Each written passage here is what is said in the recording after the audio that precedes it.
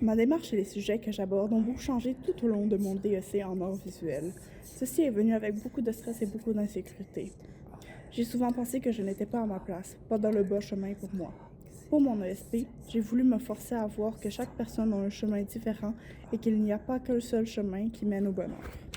C'est ce que je veux pour ce projet de montrer et de confronter les regardeurs, à voir que chaque personne crée leur propre chemin dans la vie. Pour faire cela, j'ai utilisé la technique de l'art intuitif qui est de laisser mon imagination faire le travail sans trop avoir le plan à l'avance. Bien sûr, un croquis de base a été créé, mais la plupart de l'œuvre évolue sans suivre celui-ci. De plus, plusieurs mini-tests ont été créés afin de voir ce qui fonctionnerait le plus. Les artistes qui m'ont inspiré pour cette œuvre sont Ernesto Neto et Mélissandre Lezon. Ernesto Neto pour l'aspect de mise en espace et de grandes installations, fait en grande partie de laine colorée et crochetée.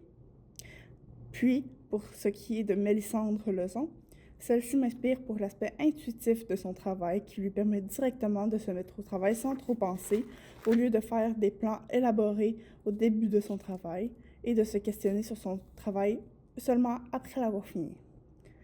Pour ce qui est de mes propres œuvres qui m'ont beaucoup influencé dans mon parcours, je dirais que tous m'ont un peu influencé, mais deux en particulier.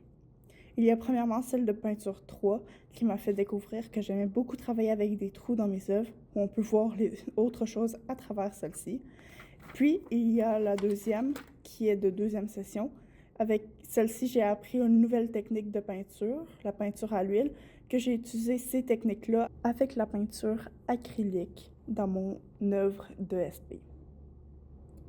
Pour mon ESP, j'ai fait en sorte que le regardeur puisse voir sa propre personne à travers les multiples chemins, tout en étant confronté au fait qu'il aurait pu faire une tonne d'autres choix dans sa vie. Ce projet m'a vraiment appris à ne pas tout faire en même temps, ainsi de ne pas suivre un plan qui était déjà préfet.